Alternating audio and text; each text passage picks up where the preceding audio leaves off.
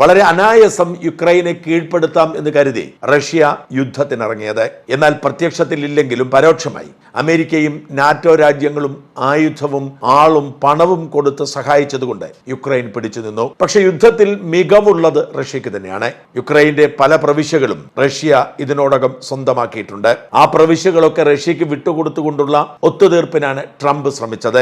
എന്നിട്ടും യുദ്ധം അവസാനിപ്പിക്കാതെ റഷ്യ മുമ്പോട്ട് പോകണമെങ്കിൽ യുക്രൈൻ തന്നെ സ്വന്തമാക്കണം എന്ന ആഗ്രഹം കാണാം. അതിനിടയിലാണ് അപ്രതീക്ഷിതമായി യുക്രൈൻ റഷ്യയെ വിറപ്പിച്ചത്. കഴിഞ്ഞ 1.5 വർഷമായി യുക്രൈൻ സൈന്യം നടത്തിയ അതിനാടകീയമായ നീക്കത്തിനൊടുവിൽ റഷ്യ ഏതാണ്ട് പരിപൂർണമായി തന്നെ ദുർബലപ്പെടുത്തുന്ന തരത്തിലുള്ള അട്ടിമറി നേട്ടം യുക്രൈൻ കൊയ്തു. 1.5 വർഷം കൊണ്ട് പലപ്പോഴായി ഡ്രോണുകൾ ഒളിച്ചു കടത്തുന്നു. എന്നിട്ട് അവയെല്ലാം കൂടി 5 ലോറികളിലാക്കി മാറ്റി 117 ഡ്രോണുകൾ റഷ്യയുടെ തന്ത്രപ്രധാനമായ വ്യോമ കേന്ദ്രങ്ങൾക്ക് സമീപം എത്തിക്കുന്നു. ഈ 117 ഡ്രോണുകളും മാരക പ്രഹരശേഷിയുള്ളവയായിരുന്നു.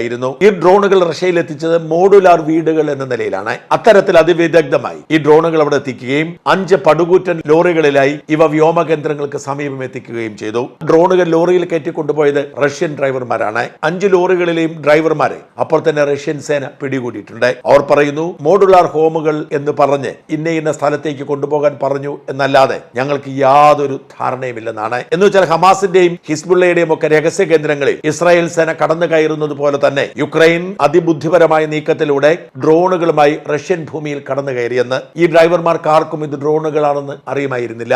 ഇതിന്റെ വീഡിയോ ദൃശ്യങ്ങളും ഫോട്ടോ ദൃശ്യങ്ങളും ഒക്കെ പുറത്തു വന്നിട്ടുണ്ട്. ഒരു ഡ്രൈവർ പറഞ്ഞത് ഒരിടത്ത് കൊണ്ട് നിർത്താൻ പറഞ്ഞു. നിർത്തിയ ഉടൻ തന്നെ ലോറിയുടെ മുകൾ ഭാഗം തുറന്ന് ഡ്രോണുകൾ കുതിച്ചു പാഞ്ഞ് വ്യോമകേന്ദ്രങ്ങളെ ആക്രമിച്ചെന്നാണ്. മറ്റൊരാൾ പറഞ്ഞത് ലോറി ഓടിക്കൊണ്ടിരിക്കുമ്പോൾ ലോറിയുടെ മുകൾ ഭാഗം തുറന്ന് വ്യോമകേന്ദ്രങ്ങളിലേക്ക് ഡ്രോണുകൾ പറന്നെന്നാണ്. ഇതിന്റെ മുഴുവൻ നിയന്ത്രണം യുക്രൈനിൽ തന്നെയായിരുന്നു. കൃത്യമായി ലോറികൾ വ്യോമകേന്ദ്രങ്ങൾക്ക് സമീപം ആക്രമിക്കാൻ കഴിയുന്ന സാഹചര്യത്തിലെത്തിയപ്പോൾ റിമോട്ടിലൂടെ ഓട്ടോമാറ്റിക്കായി തുറന്ന് പ്രവർത്തിക്കുകയാണ് ചെയ്തത്. അന്തിച്ചിരിക്കുകയായിരുന്നു ലോറി ഓടിച്ചിരുന്ന ഡ്രൈവർമാർ. റഷ്യയുടെ 5 വ്യോമകേന്ദ്രങ്ങൾക്ക് നേരെയാണ് ആക്രമണം ഉണ്ടായത്. ഏതാണ്ട് 44 റഷ്യൻ യുദ്ധവിമാനങ്ങൾ പൂർണ്ണമായും തച്ചുടച്ചെന്നും അനേകം യുദ്ധവിമാനങ്ങൾക്ക് കേടുപാട് പറ്റിയെന്നുമാണ് റിപ്പോർട്ടുകൾ. റഷ്യയുടെ വ്യോമ പ്രതിരോധ ശേഷിയുടെ 34% പൂർണ്ണമായും തകർക്കാൻ യുക്രൈന് കഴിഞ്ഞിട്ടുണ്ടത്രേ. എന്നാൽ ഇതൊക്കെ വാസ്തവമാണോ എന്നിപ്പോഴും ഉറപ്പിക്കാൻ വഴിയൊന്നുമില്ല. ധാരാളം വീഡിയോ ദൃശ്യങ്ങൾ പുറത്തു വരുന്നുണ്ടെങ്കിലും റഷ്യ ഇതേക്കുറിച്ച് ഇതുവരെ പ്രതികരിച്ചിട്ടില്ല.